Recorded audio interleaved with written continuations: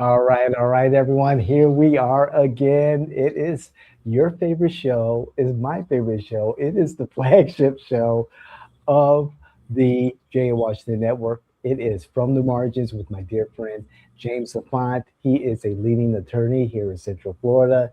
He is a father, a grandfather, a husband, and of course, my mentor, Jimmy. How are you today? I'm doing great. Happy to hear that we're not committing war crimes. I think when you say you're going to kill civilians, that's a war crime. I mean, you could try to pretend later, well, I meant that. No, you're saying I'm going to eliminate the civilization. That is, you're saying I'm going to kill civilians. The same civilians that you're saying or said that you're fighting this war to liberate, which I've always found interesting, one way or the other. But let's get into what the ceasefire or no ceasefire. Okay. We know that the people from Israel say, well, it doesn't include Lebanon. To me, when you're in war, you in a ceasefire is nobody shooting, but in their mentality, they could continue shooting in Lebanon, and so they say, well, if you think you could continue doing that, the people in Iran are still collecting $2 million for boat that's going through the stretch. And by the way, it's kind of interesting that the objection of Donald J. Trump is not that they're collecting the 2 million, is that they're not sharing it with the United States.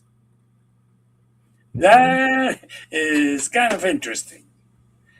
But I think what Pakistan did is said, hey, let me give these people a way out. We're going to offer you a 2 week ceasefire and everybody ceasefire. And yeah, you're going to give me your points and you're going to give me your points. And we're going to try to work out things here and we'll see. Now, it's kind of interesting that nobody's reading the Iranian points of view, but uh, it is what it is. And for those of you who say that there's a ceasefire because Donald J. Trump chickened out, that's not true. No. That is Okay. not true. He did not chicken out. You had Okay. the tackle right, but you had the word wrong. Uh-oh. Donald Trump cashed out. He made some money, and now he's good, and he doesn't care about the rest of it.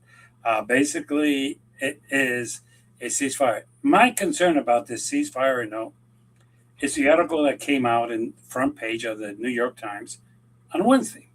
Okay. For those of you who do not know what I'm talking about, there's a leak, a major leak, Okay. from the White House, from a thing that was in the Situation Room. And we know Yes. that either Donald Trump leaked it, Netanyahu leaked it, Marco Rubio leaked it, or JD Vance leaked it, which basically is something that has Joe Kent, who quit, for those of you who Mhm. forget, he said this is the people from Israel pushing this war. They call them anti-Semite. They call them anti-Israel. All this. Now it's proven what he said. Netanyahu sat down in front of the United States and convinced Donald Trump that it would be a good idea. We're safe. We will bombard them to hell, and he will be a great hero and everything like that. And that it could be done in 6 weeks maximum. Now, at that same time, if the article is correct, and by the way, none of these people are saying that it's not true. Okay. None of them are saying, hey, that's no. JD Vance talked against it. He said it would affect him with his base because his base did not want any more foreign wars, which is true. MAGA does not want any more foreign wars. That's true. Uh, I like Michael Rubio called it bullshit. And I mean, those are like words. The general said to Donald J. Trump, "Hey, you have to take care with the people from Israel intelligence. They tend to exaggerate." And for the record, since 2016, uh, he's been saying that they have nuclear weapons and they can bombard us tomorrow. And to this day, they still don't have them. But basically, this is what Netanyahu has done. He convinced Donald Trump to go into the war. As a matter of fact, the first thing that came out of his mouth, because he doesn't have a filter too much, if you all recall, was, "I wanted to go in before the Israel went in." That's what That's he said. correct. It's That's not, what he said. Yes. no, oh, Mr. Auffant is coming. No, no, no. He said that. Uh, why do I bring this up now? Well, I'm going to bring it up for a different reason. We have a ceasefire. Uh, can Netanyahu get on a plane from Israel, come back after 2 weeks, say, "Hey, we need to end this war. We need to bombard this. We need to eliminate all civilization there. We need to do," and convince him again to go into war? That is a concern. He did it the first time, so don't say he cannot do it the second time. Mhm. We do know that JD Vance went to Pakistan to negotiate a possible ceasefire and an agreement to settle this matter. And it's kind of strange that uh, there's really no guidelines from Donald J. Trump what is suitable. Uh, no nuclear weapon. We had that agreement and he broke it. So when they Right. said He tore it up. we're going to continue, well, we'll start developing it. Uh, Money right now, what they've done is extremely smart. We cannot freeze their money. What they're doing, you're coming through the stretch, you buy my bitcoins and you go through. You're coming through, you buy my bitcoins, and 100 ships a day at $2 million a ship, that's $200 million a day. That's pretty good money. They're claiming they're going to use that money to reconstruct the infrastructure that we destroyed. That's their claim. And what they spend it on, I have no idea. But that is their Mhm. claim. Just like we claim that we wiped them out. It's kind of interesting because they still continue bombarding us. But uh, the ceasefire is very important. Look, right now, we do not want our soldiers to be charged with war criminals or anything like that. But this is Right. where I want to bring this to the conversation. Okay. Here's my question to you this week. Do you really believe that this ceasefire is a real ceasefire?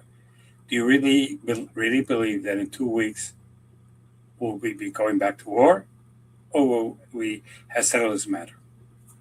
That is my question of the week because I don't even know. I would like your feedback. I, Uh, oh, go you, ahead, Jimmy. yeah, I want to give my feedback right now, and I, I, I think it's very important that JD Vance, our vice president, is leading the negotiation team with Jared Kushner and Steve Witkoff, who were negotiating before. I believe that the Iranian delegation thinks that they're bad faith actors. The Witkoff and Kushner team are bad faith actors because they were in the midst of negotiations and then the bombs dropped. So bringing the negotiations to the level of the vice president's office tells the Iranians that, hey, we're working in good faith. The United States is working in good faith. We're serious about ending this conflict.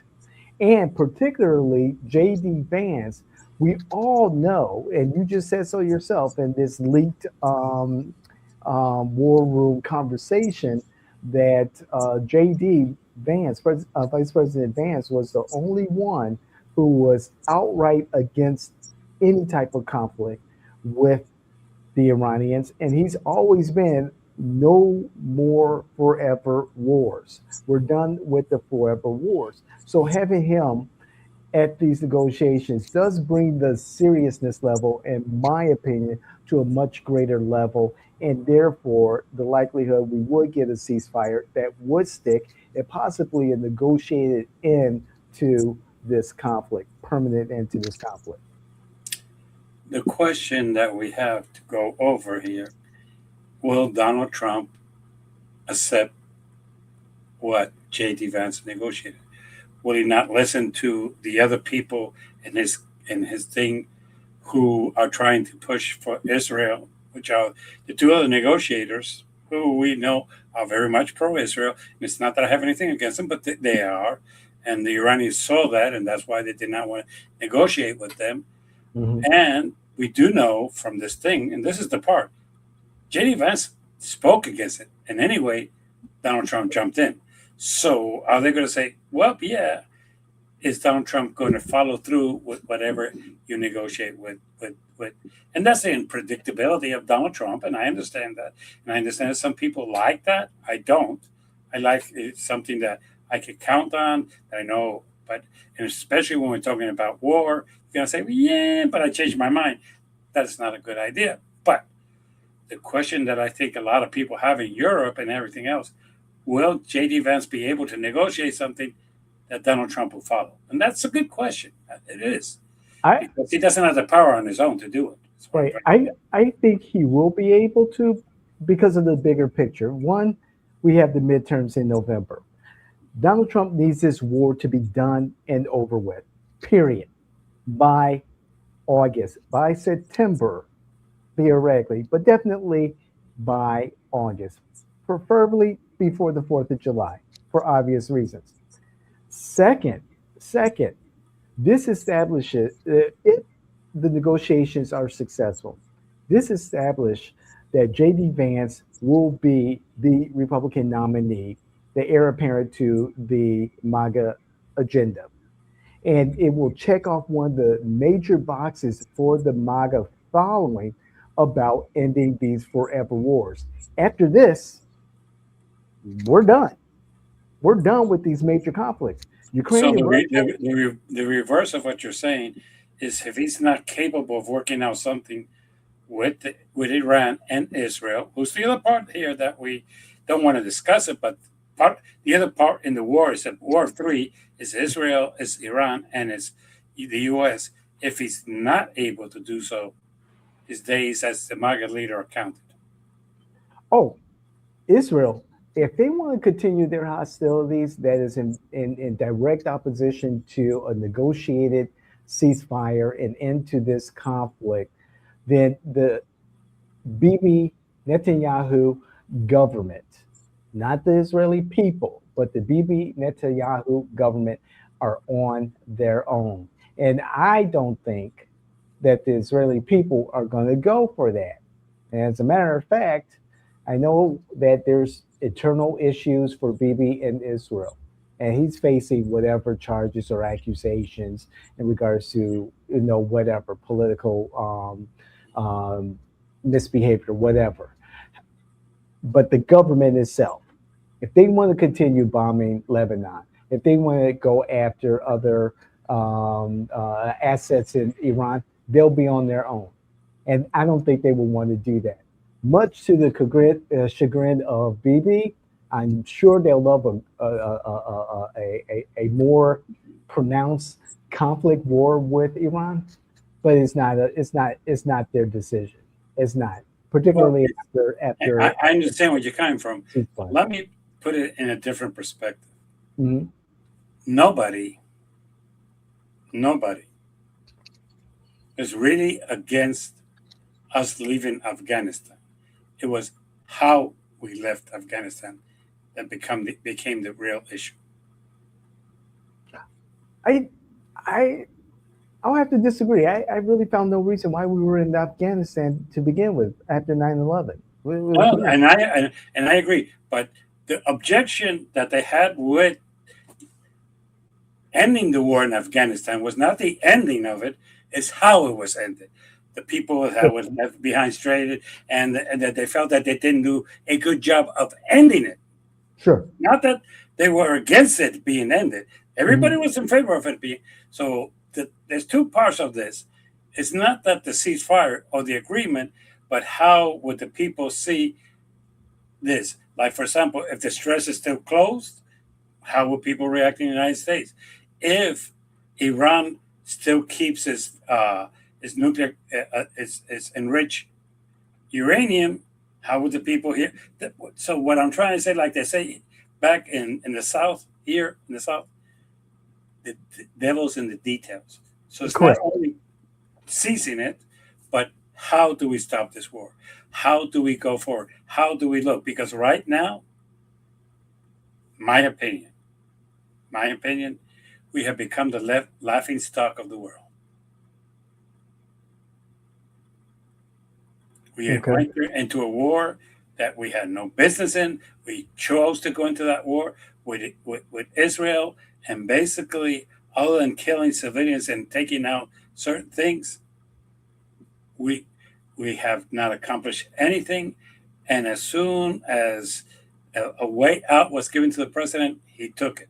Look, right now, having respect for our country has become having the disrespect they have for Trump, and that concerns me because I think they should separate. But the world is seeing our country as Trump, and that's something that is not good. So the devil's going to be in the detail as how he ends the war, and hopefully that does not initiate in between. And by the way,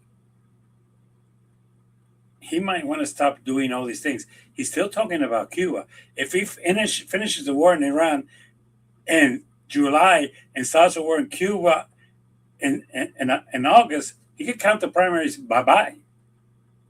Right. I don't think we're going to war with Cuba. That'll be kicking them while they're down. I think Cuba is just going to continue, eroding, and eventually the people are going to say, "Okay, we've had enough." And I truly believe I've that been we'll hearing that negotiate with Cuba. since I was a kid.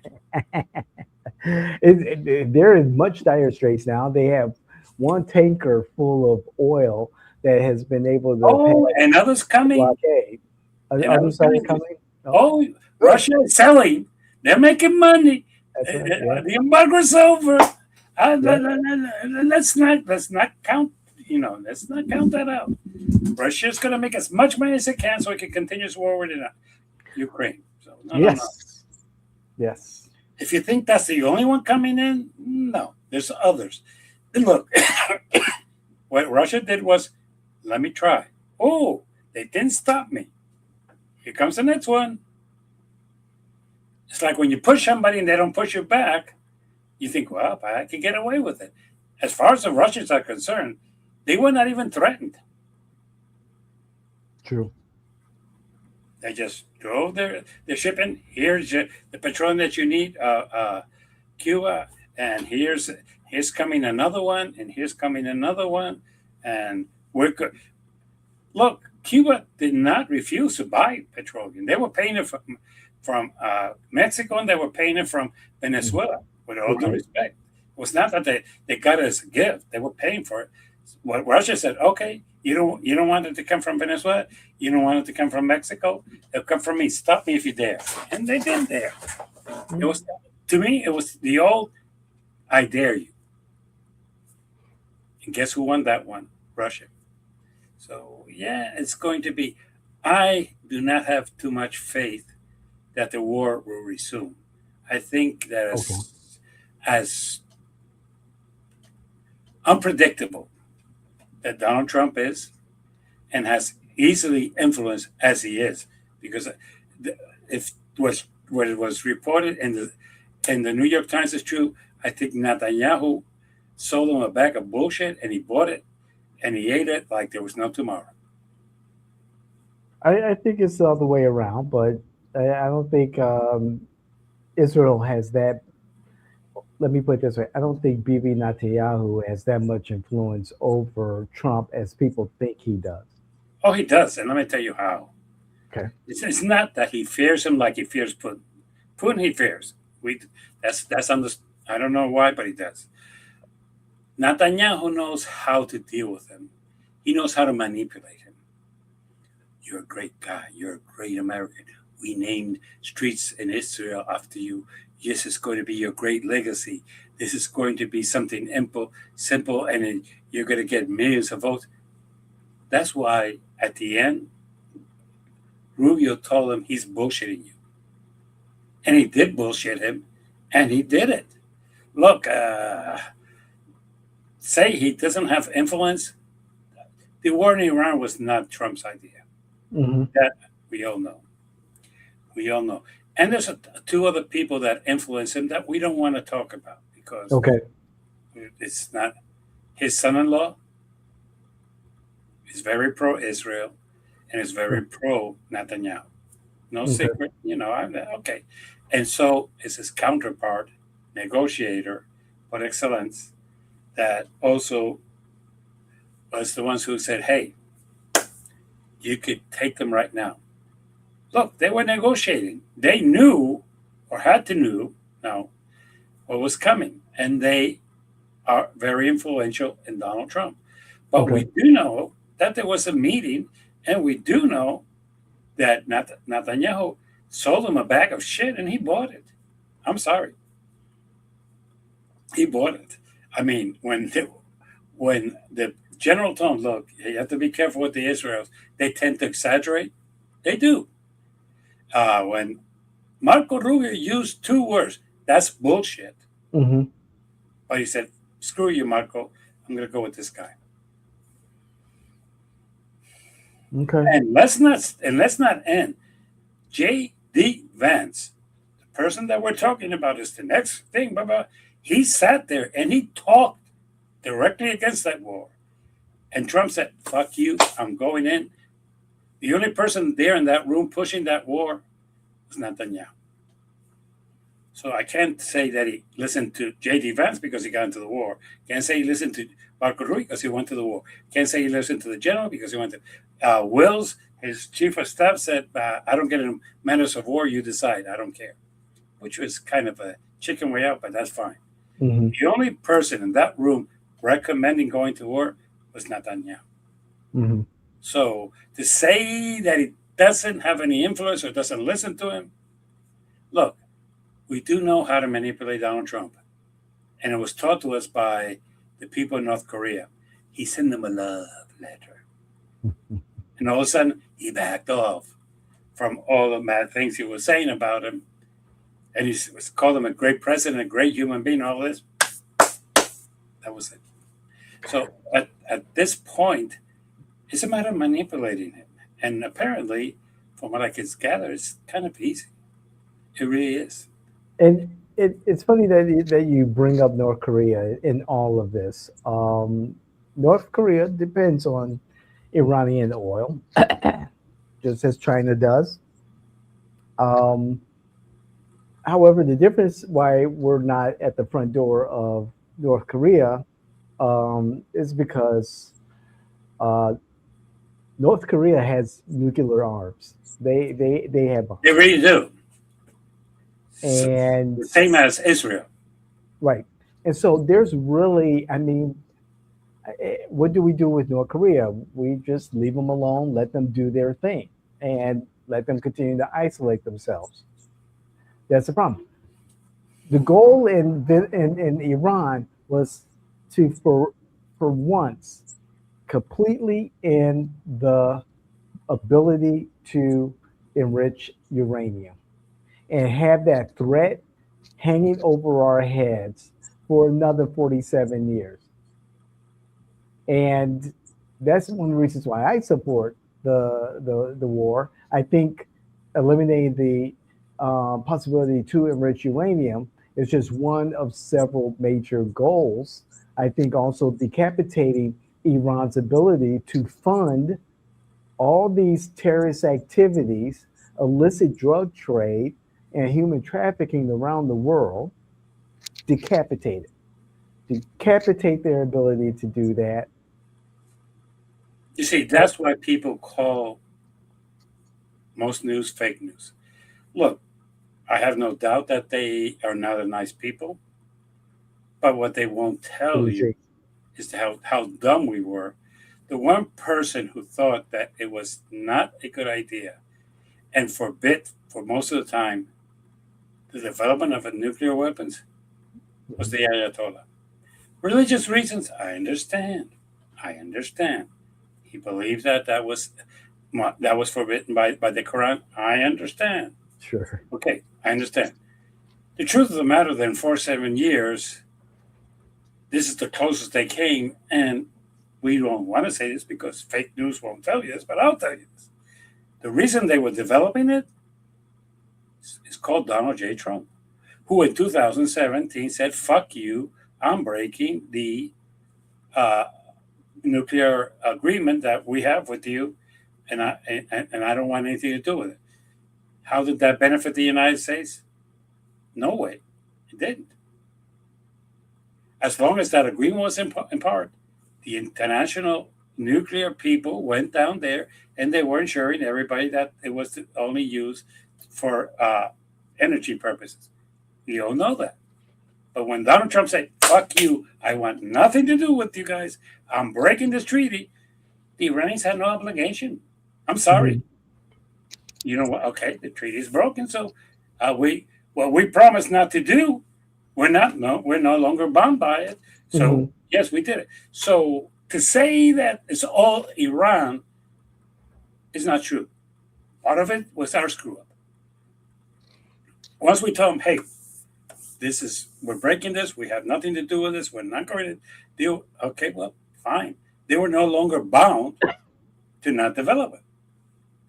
Okay, so did they? Yes, but while they were under that agreement, did they? No. So to say that it's all them, okay. Are they developing other weapons? Yes.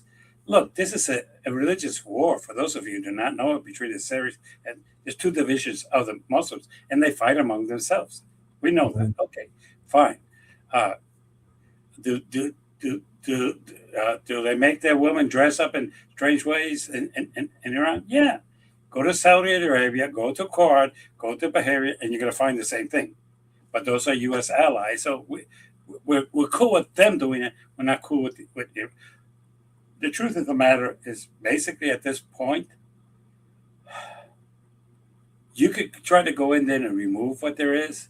My concern is that China and Russia will just sell Iran more uranium. It's as simple as that. As a matter of fact, if you want to be historical, North Korea has offered to sell them nuclear weapons. It's on the record. It's not, Hmm. so Yeah. can we be there the whole time, have soldiers there 24/7 for the rest of our life, and have forever wars again?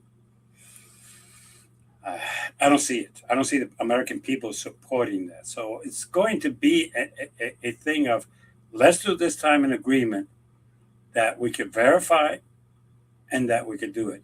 Now, the people that we killed, and there's a regime change, yeah. Are they more liberal? Hell no. Hmm. As a matter of fact, let me put it this way. I like the way Ayatollah said, they killed my father, my wife, and my kids. Yeah. So if you're thinking that he's going to be nice to us, yeah, good luck. Look, You should at, negotiate with at us. this point, we had to work out something that we could live with. But the longer this goes through, you have to understand that Iran right now is making $200 million a day. Put that in 14 days, you do the math. Hmm. And even if the ceasefire, what Trump wants is, hey, 1 million for you, 1 million for me. It's not that you're going to let it go free. But it is, and this one came out of his mouth, half for us. So it's not. And even if they get $100 million a day, that's a lot of cash. Sure. So, it because we got pissed off because Obama sent them 80 uh, A ton of their own money. a ton of their own money, and now we're going to let them get money from other people. Look, it is what it is, but I'm going to see how interesting the American people are going to be. And this is the other thing. Still, the prices of gas have not come down at all. That's, oh well, they were 4.29. Now they're 4.11. Still, it's a lot of money. Okay, Significant. Yeah. and that's here in Florida, and the northern states, and in some other places where the transportation gasoline is longer, it's even more expensive. So Hmm. you have to find out a way around this. And like I'm going to say today, the devil is in the details because one of the things that they sold us, oh, we're trying to take away the nuclear weapons. That wasn't the first thing. First thing was regime change. We want to outdo the Israel. We've heard more reasons why we're in this war than girlfriends that Donald J. Trump has had during his life. So it is an interesting way of looking at this. So it's really something that I want to see the details once we claim that we worked it out. Look, Sure. uh, I'm not so sure that everybody's going to be happy with it, and particularly Netanyahu, because once the war ends, there's going to be an election in Israel, Mhm. and he's going to lose. And for those of you who still think that if he ends the war a couple of weeks before the primaries in August, that's going to make a difference, you don't understand politics. The people are too pissed off. The fact that he ends the war and prices start coming back a little cheaper, it's not good. It's not going to make people happy at all. Mhm. And God permit that we do not continue any of the things that he wants to do, because if he cuts Medicare and Medicaid to pay for the war, oh God, I don't care how he settles it. It's Mhm. done. So at this point, it's going to be interesting to do. Mm. I, So, I think with one last thing in regards to the objectives of this war, the national security strategy.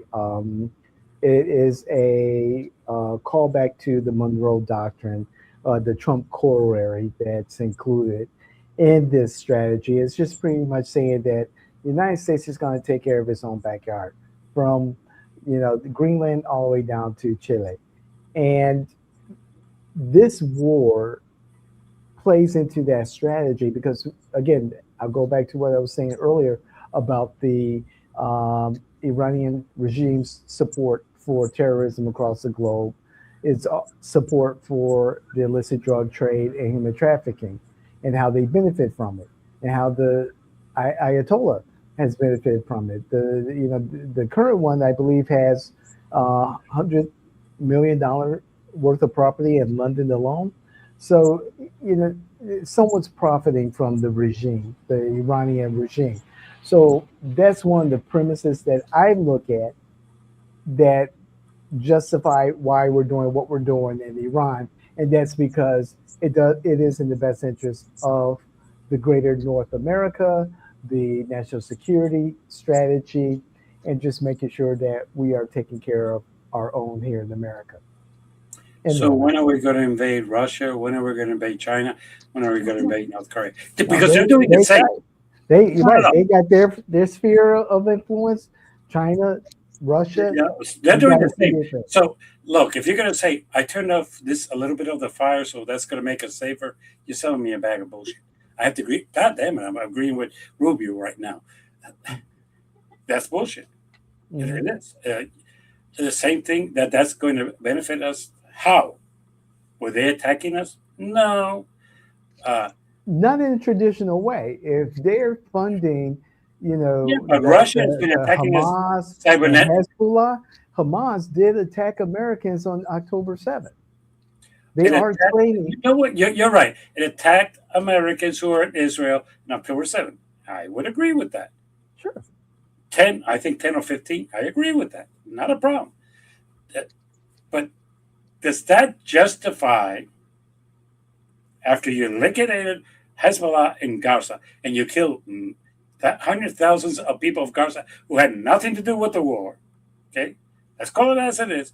Does that still justify going to Iran? No. Yes. Yes, I have to disagree. 47 years of terror, state sponsor Iranian regime terror, To whom? justified to Americans and the rest of the world. Okay, let me ask you then this question: how have they inspired terror to Americans? Because I understand Israel, and I understand the people of who were there, who have most of them had dual citizenship, which is illegal. I'm not saying it isn't. So, how have they inferred terror in the United States? Now I'm going to talk Iran. I'm not going to talk Iran and Hezbollah or that. That's over there in Africa. I mean, in our land. However, they were state supported by the Iranian regime, the Houthis, the Hamas, But that's and ISIS. again, that's in But they Africa. I'm talking but how it's they affecting us. are they are materially supported by the Iranian I regime. agree, There's no but you doubt have to about that. agree. You have to agree that's in Africa. I'm asking, how has Iran attacked anything in the United States? And the answer to that is no. Yes, Okay, that's true. that's what I'm trying Just, to get to. just I hear right you. in I'm not America. going to That's true. argue That's true. that they've That's helped true. the people in Lebanon, Syria, and that I will accept 100%. And for the record, if you're going to say people have attacked the United States, I still will never forgive Saudi Arabia. However, Saudi Arabia did not sponsor those individuals who attacked us on 9/11. That was a Osama bin Laden operation, okay? And and All the funds that they use came from Saudi Arabia. the ruling government of Saudi Arabia. I Could think I there's a say this? difference. Can I say this with all due respect to everybody? Saudi Arabia is also a very well controlled government by a monarchy in which there's not that many, there's no liberties. Let's call it out. There is no liberties. Whatever the king or prince say goes. And even there's police in the streets that if they're not allow a woman to drive. Okay, let's call it as it is. Because we like to say one thing, I'm not defending Iran, but I find it interesting that Saudi Arabia, look, there was millions coming out of the banks of Saudi Arabia, approved by people who are in the government, okay, who are in the government. It's like the newspaper person that was killed in the Saudi Arabia embassy, but that was not the prince. That was people who were in a government building, and killed the newspaper reporter from the New York Post, Washington Post, excuse me. So Yes. what? So when we're going to say this, I agree. Look, there's a big war between all the Arab countries, with Israel and against Israel, and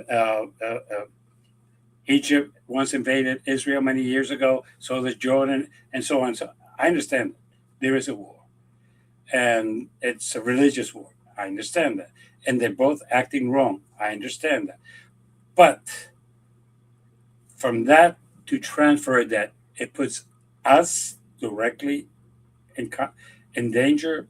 That's what I would call, in pure English, a little bit of a stretch. Are they bad people? Definitely. I'm not going to defend them. But to say that they have done something to the United States of America directly, with all due respect, they're not that dumb. They know No, who they can attack, sure. is what I'm trying to get to.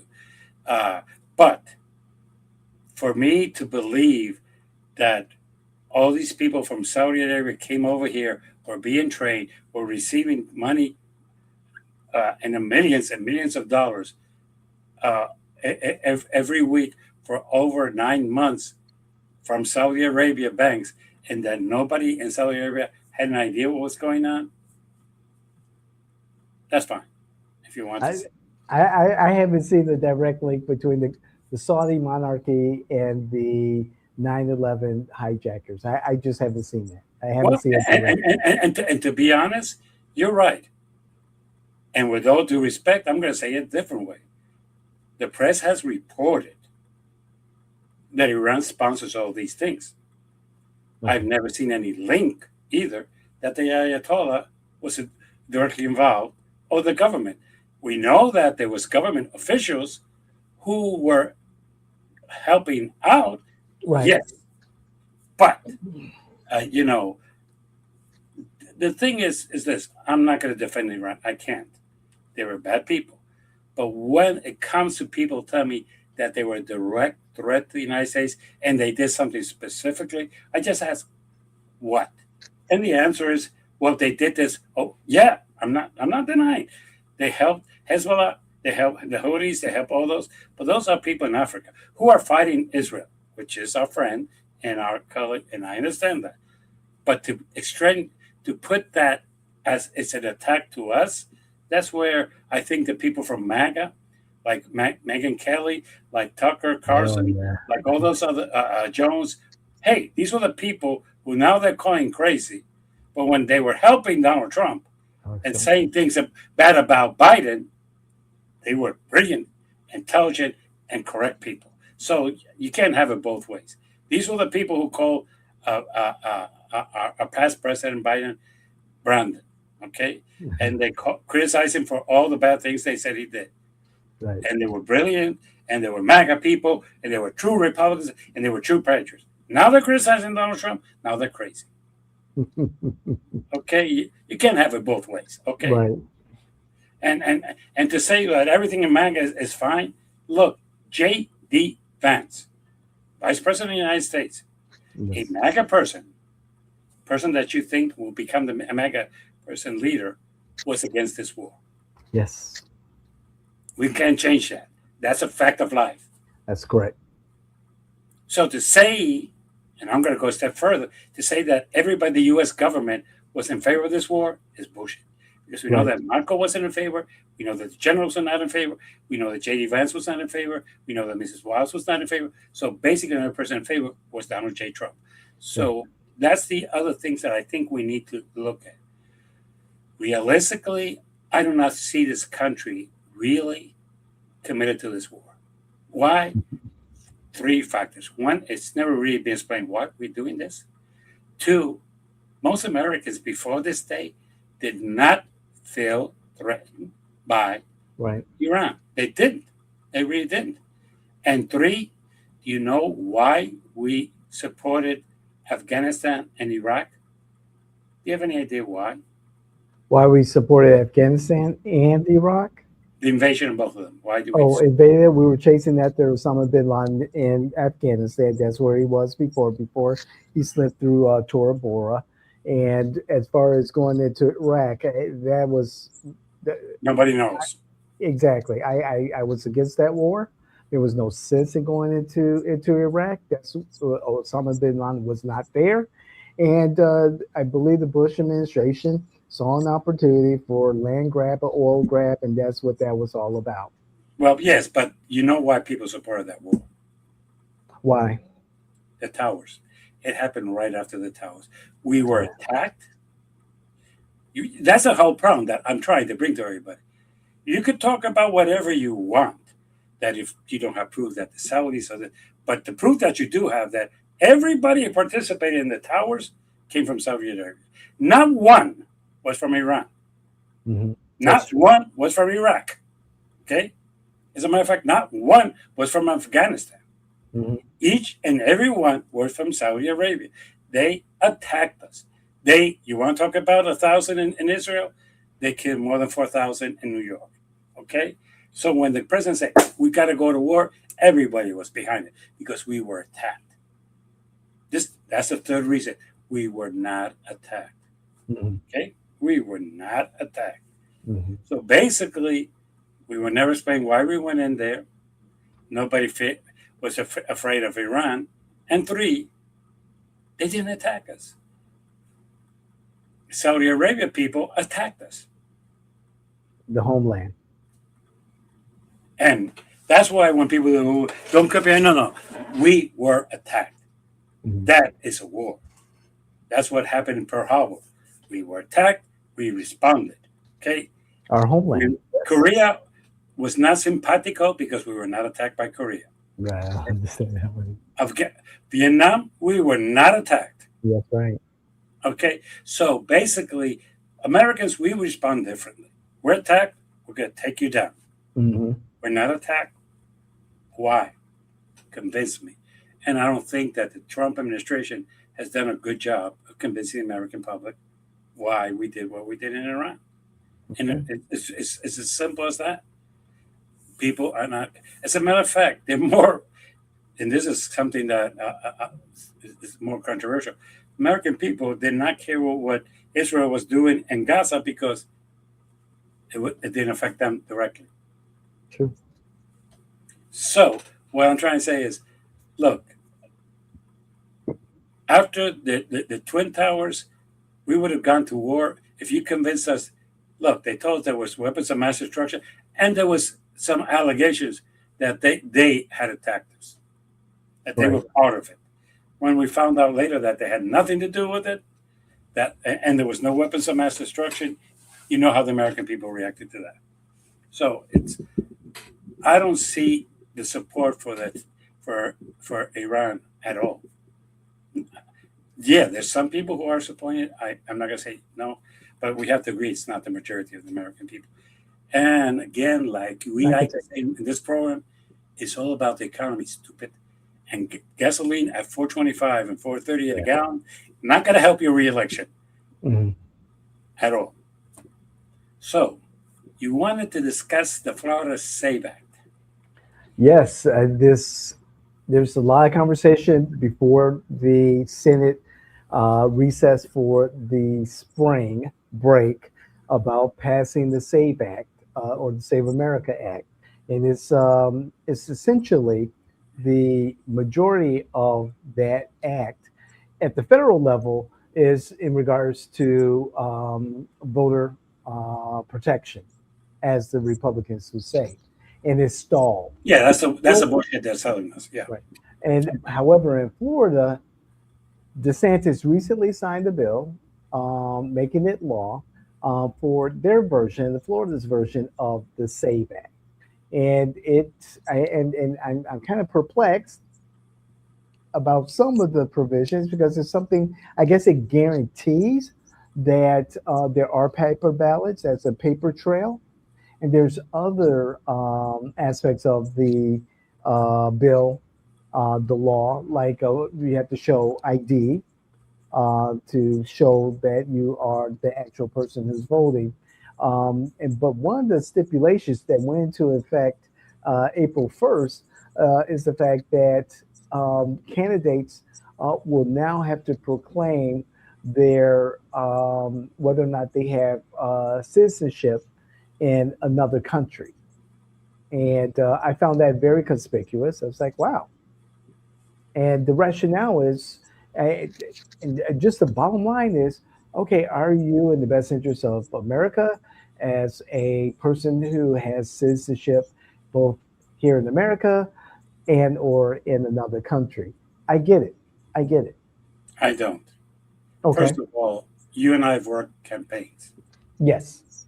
You and I were at the 2016 election at the office of the supervisor of election and was called a recount. Yes. Right? Did they have paper ballots Yes. in Yes. They 2000? did. Yeah, they did, and we were Yes. going over those that were questionable. Okay, if they had marked them or not, how they had marked them. We had the paper ballots. Paper ballots have been in effect since the 2000 when they had the fiasco with the election here and Gore and Bush. Okay, so we've had them. I'm like, what the fuck are we doing? We've always had them. When you voted in 2016, did you have to show ID? Yes. Yes. Oh yeah. So what's new about this showing ID? Now, the one that's interesting is what you said 10 minutes ago. You said that the Hezbollah killed American citizens. Yes. 80% of those American citizens had dual citizenship. They were citizens of Israel and they were citizens of the United States. So, if somebody in South Florida wants to run for office and they're a citizen of Israel, is this something that should be a matter that we're going to debate in a debate? And by the way, if you read the SAFE Act, you have to declare.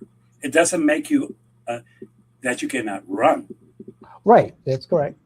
Okay, so I am a citizen of Israel and I'm a citizen of the United States.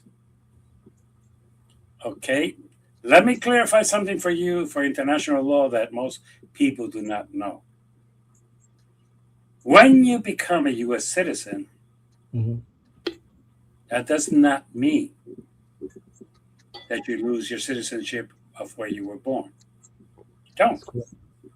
So if you're Canadian, which now Trump hates the Canadians, and so the Republicans, they hate Canadians. Uh, Okay, I moved here, I became a U.S. citizen, but I'm still a citizen of Canada. I'm still a citizen of Great Britain, but I'm a citizen of the United States. What the fuck does that have to do with anything?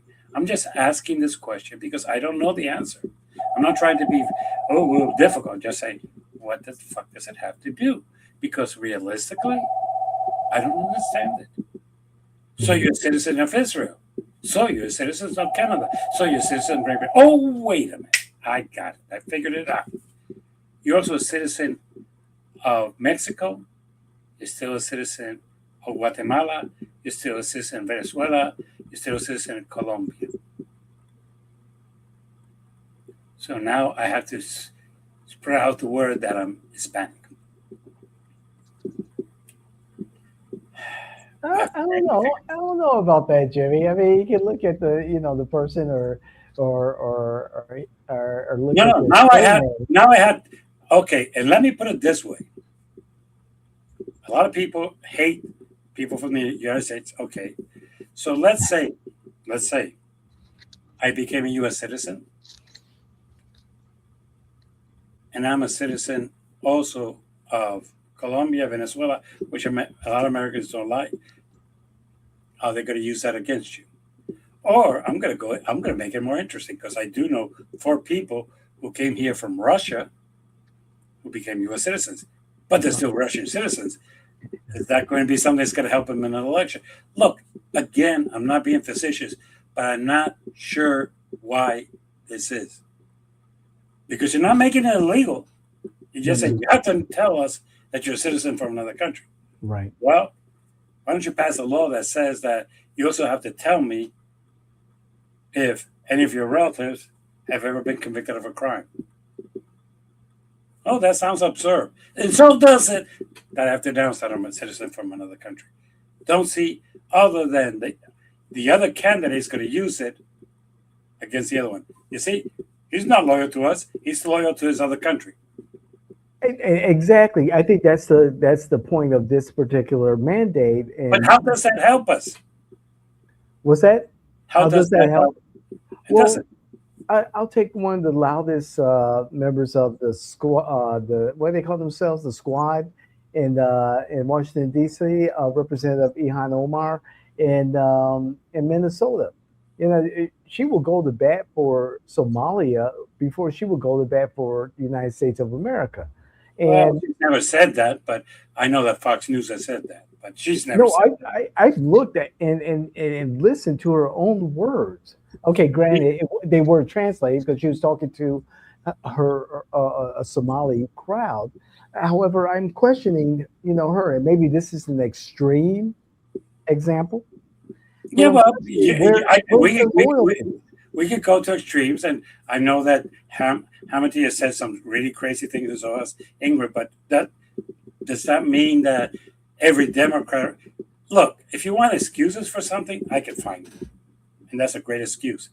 But is that something that, at the end of the day, she lives in a highly populated Seminole County, so that's district, so that's not going to have any penalty. It's just being able to use it against another human being. It's the same. Like I was surprised that all these Democrats were watching last night's election in Georgia 14. Fuck, that's Yes.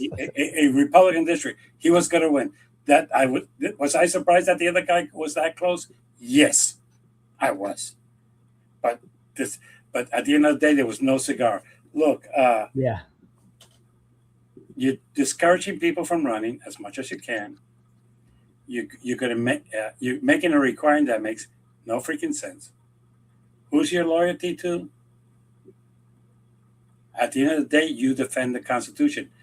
Donald Trump's loyalty. Do you know to whom it is? To the To U.S. America. dollar. Yeah, No, to I the knew U.S. that was dollar. coming. I walked into that one. To the U.S. dollar. He does. Look, if he can make a dollar, he's happy. Okay, that's all he cares about. He Right. does not care about anything else. Look,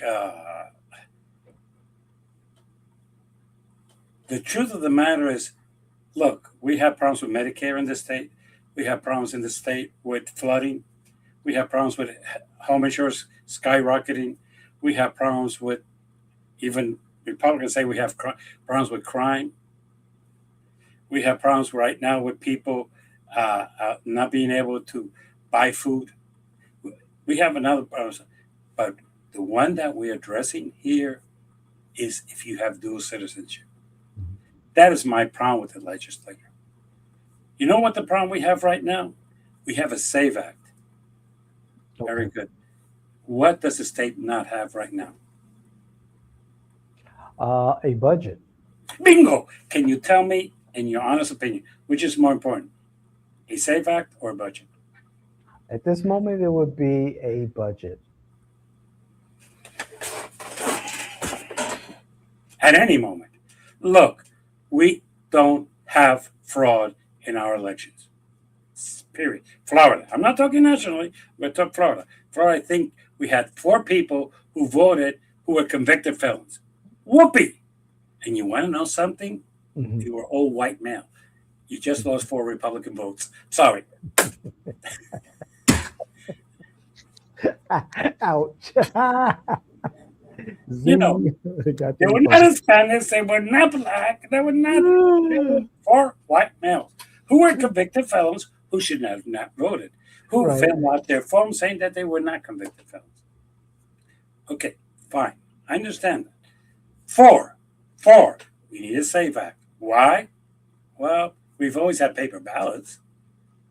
2016, you and I were in front of the supervisor election here in Orange County. And you know that the committee was going ballot by ballot, looking at them. The paper ballot. We've had it. You voted in this state, so have I. Every time I vote, I take out my driver's license. Yeah. That has been the law since 2000. So the only thing that I see new in this is that I have to declare if I have dual citizenship, because that is a national risk of some type. As a Really? candidate, as a candidate. As a candidate, that's enough. But let's say I'm in South Florida, in Brevard County, and I say I'm an American citizen and also a citizen of Israel. That might be a plus. They would target you as for to vote. Yes. Okay, so I, with all the problems that we have here, DeSantis and the House and Senate of the state of Florida have deceived the people. They have lied to the people, and they have not done their job. We Mhm. have not dealt with home insurance policy. We have not dealt really with car insurance policy that Insurance. Yeah. needs also to be fixed. You could drive in the state still with 10/20, 10 Mhm. per per per person, 20 per accident. That doesn't cover hospital bills. Sorry, but you still could drive with that. Fine. Sure. Uh, you still have problems here with people driving cars on the streets of Florida that shouldn't be on there because we took away inspections. And we, as a state, require some type of inspection. We don't. We don't care. You could put a jalopy out there. We don't care. Uh, we have problems with our environment. We're not dealing with that. We have problems with our education system. Right now, Mhm. we're closing schools left and right because we have problems with our education. Nothing has been dealt with. Okay? DeSantis has been the most irresponsible and racist governor the state has had since the 1800s. And Mm. that's a lot to say. Wow, Jeff. And that's a lot to say. So, the SAVE Act, I think, is a disgrace. I am going to jump the Disney lawsuit because I want to see down the line how that goes. But I'm dying to hear my viewers' comments. Yes. Yes. Negative it could be. I mean, how positive they can be. Well, we had a short that was published, and the title was "Did the Iran Strike Make America Safer?" A straight answer by you. And what the comments to that statement was, first one was Michael Hyman. He says 9/11, really? And I guess you equated 9/11 with um, what is happening in Iran. And No, then what I was trying to say, and I explained a few minutes ago. I'm gonna, yeah, Mike, if you didn't get it, look. First of all, there's two things I was trying to explain. First, 9/11 was a retribution from that group for our involvement in Saudi Arabia and in Afghanistan. Okay, that's why they. By the way, for those of you who do not know, that group of people from Saudi Arabia hates us, and that was not the first time they tried to take the Twin Towers. That was the second time. For those of you who don't remember, that was the second time, and this time they took it down. This was in retro. But what I was trying to say, for those of you who didn't understand, we were attacked, and I understand why we went into war. Iran has not attacked us for me to justify say, hey, they attacked us. We had to take them down. They have not. Okay? As much as they've done horrible things, because they have.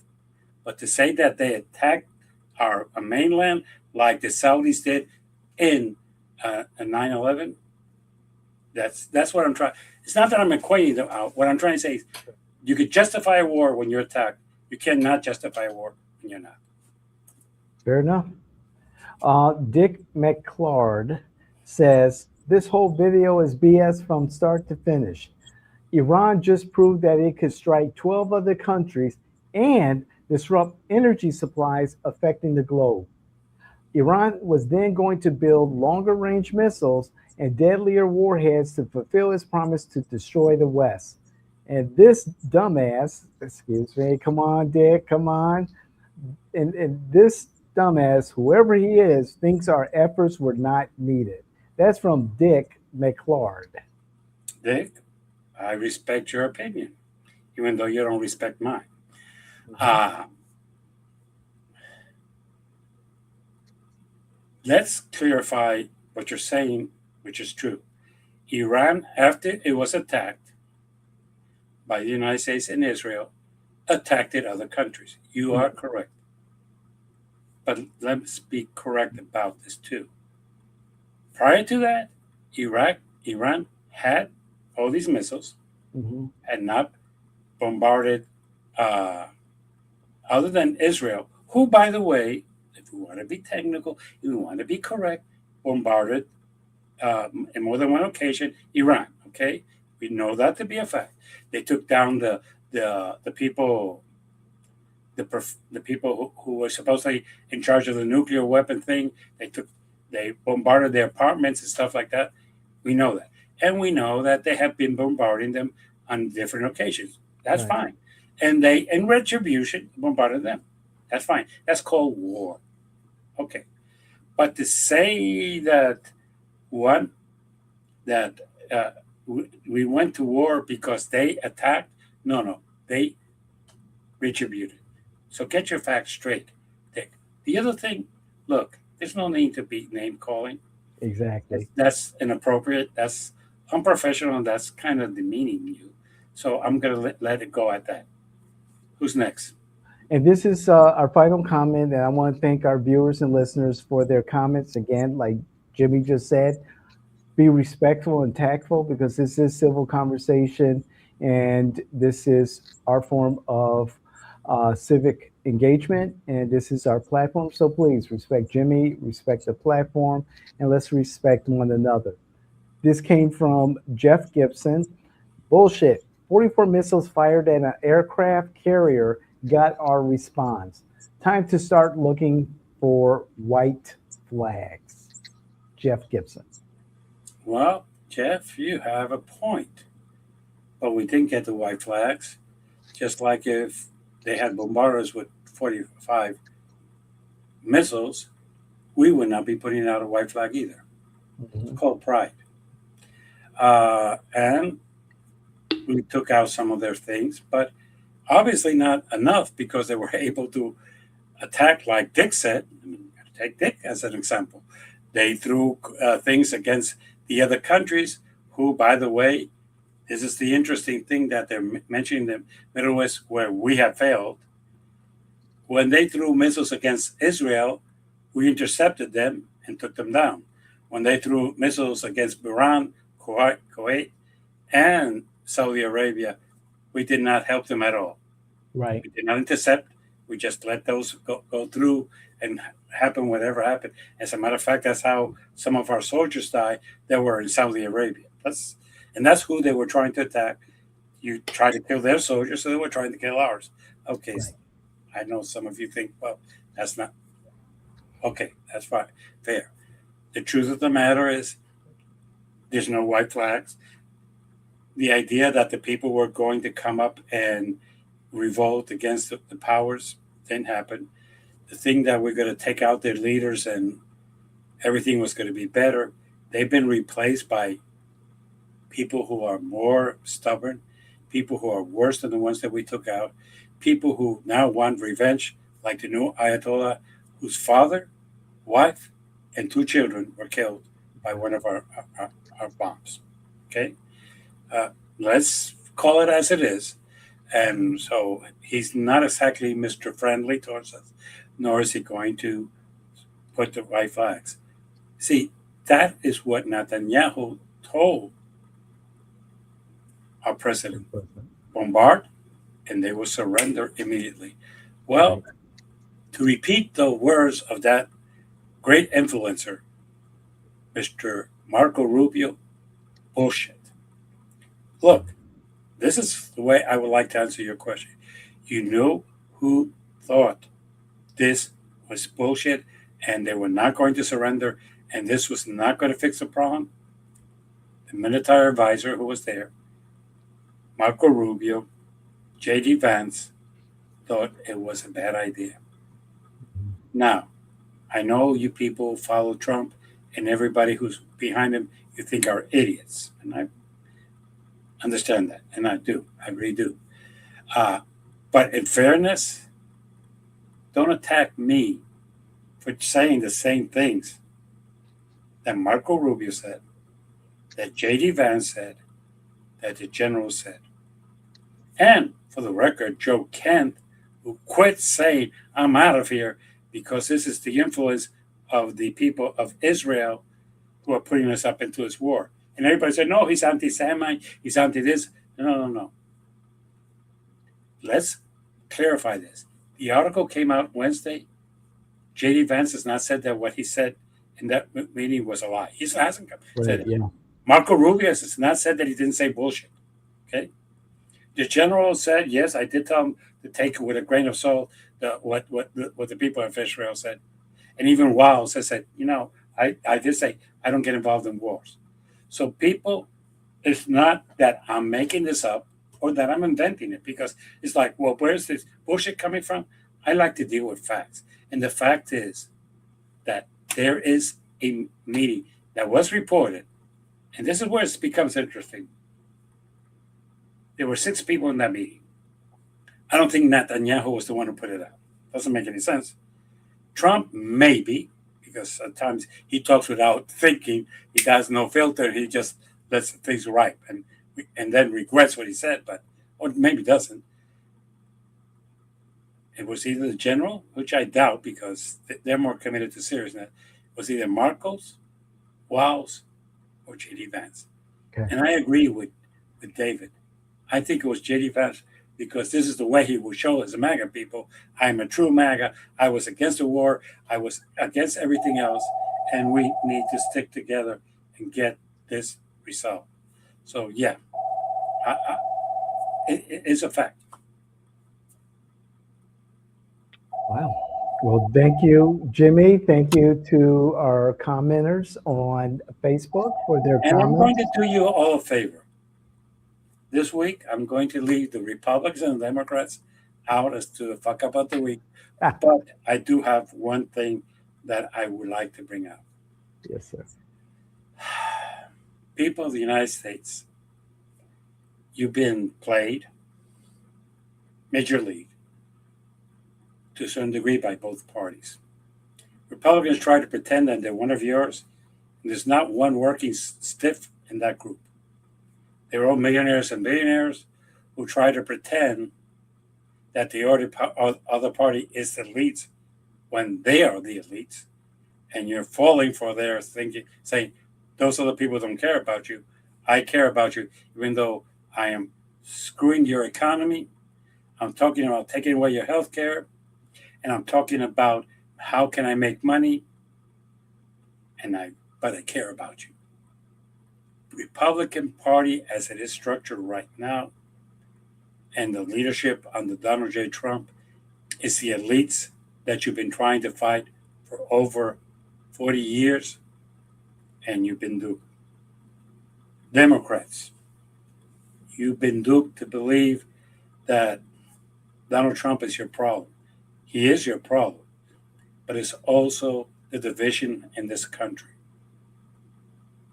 I've been insulted because I have a point of view, not that I've even been told these are the true facts or these are the facts. And I can live with that. But that is the real problem we have in this country. We don't listen to each other. We argue with each other. And if you're a ultra right person, the Democrats are all evil and they eat children. And if you're a left to the spectrum, the Republicans are all out to take away your liberty and your democracy. People, this country is only going to be great again when we work together again. As long as we're split, we're never going to be a great country. We're going to be a split country. A split country cannot be a great country. So with that in mind, I'm going to let you go back to your things and remember, the government is not your enemy. It is the elected officials who are corrupt your enemy, and those who play on you to divide us. With that, I would ask you to subscribe, comment, tell me if you like or dislike it, and I will see you next week. With that in mind, be careful and try to be safe. Take care. Thank you, Jimmy. Thank Another you. great episode. Take care. Have a good weekend. You too. I'll see you Saturday. Sounds good. Okay.